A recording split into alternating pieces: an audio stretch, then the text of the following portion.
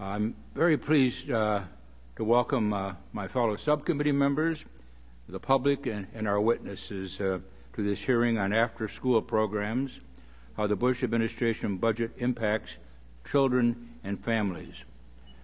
I helped write this program back in 1994 when Dick Riley was Secretary of Education, the former governor of South Carolina. We had a lot of meetings at the White House at that time on this. It was a very important program, and it's a program that I've seen its effectiveness throughout the country. So I appreciate all our witnesses being here this morning. There's no doubt in my mind in my 32 years that I've been in Congress that without the expert testimony of people like yourself, we could not write the quality of legislation that we hopefully sometimes do, but with your input we do improve the quality of the legislation. So I really appreciate your being here. Last year, Congress increased funding for 21st Century Community Learning Centers, the federally supported after-school program, by $100 million. This has always had good congressional support. As I say, I started it in 1994, but when we did No Child Left Behind, John Boehner, who was chairman of the full committee at that time, worked very closely with us, and we included that. So this has always been a bipartisan program, and we've kept it that way through the years. This year, these centers will provide services to more than 1.5 million children and their families, and they're doing a good job. As we will hear today from Priscilla Little of the Harvard Family Research Project, research shows that good after-school programs, including 21st Century Community Learning Centers, improve academic, social, and emotional outcomes, especially for low-income children. Chief Carroll from Representative Sestek's district will tell us about the difference good programs are making in the lives of children in their communities by providing safe, nurturing environments after school.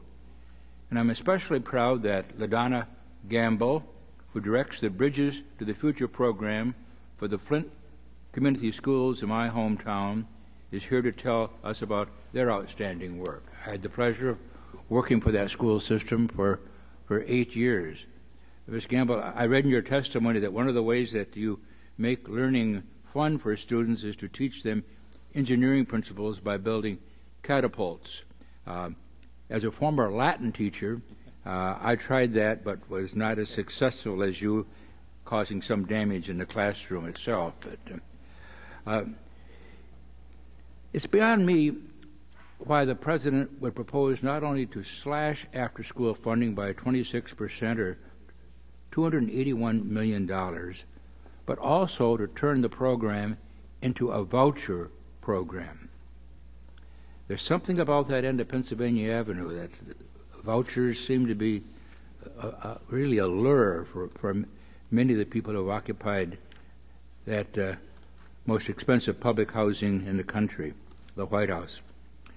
By the administration's own calculations, its proposal could result in more than 1 million fewer students receiving services. That's their calculation.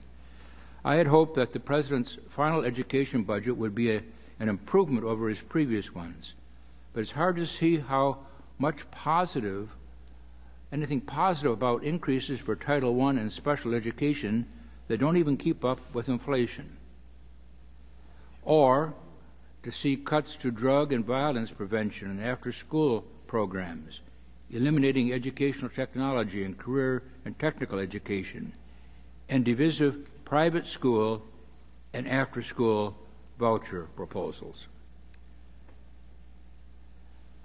On that last point, I will quote Ms. Coe, our fourth witness, who I would note was invited by the minority, who's always been very helpful in this program.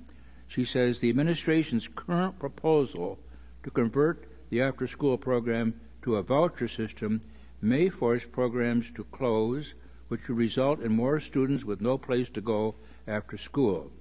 The move to a voucher system would undermine existing public, private, community, and faith-based partnerships that are working well. Fortunately, congressional support for after-school programs is bipartisan. In 2005, I joined with Representatives Lowy, Regula, and Rose Lettinen to form the After-School Caucus to help build support for after-school programs. Today, the caucus has nearly 80 members, including my friend and ranking member, Governor Castle. And earlier this month, I joined with Representative Kuhl, a member of this subcommittee, to circulate a bipartisan letter to appropriations people requesting a $250 million increase for after-school programs. So I do not fear for the future of this fine program, but rather look forward to hearing our witnesses describe how well it has worked and how we can make it work better.